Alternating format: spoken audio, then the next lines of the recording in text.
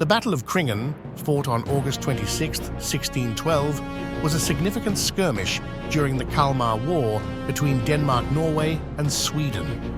It took place in the Gudbrandsdal Valley of Norway and involved a group of Scottish mercenaries known as the Scottish Brigade, led by Captain George Sinclair, who were recruited to fight for Sweden.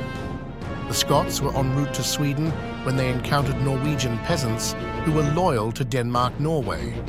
The Norwegian militia, consisting largely of local farmers and led by Lars Gunnarsson and Burden Seilstad, set an ambush for the Scots in the narrow valley at Kringen. The terrain, with its steep hillsides and limited space, gave the Norwegians a significant advantage. As the Scottish forces marched through the valley, the Norwegians triggered their ambush, using boulders and logs to block the path and attack from higher ground. Caught by surprise, the Scottish forces were quickly overwhelmed. Most of the Scots, including Captain Sinclair, were killed in the battle, with only a few survivors taken captive.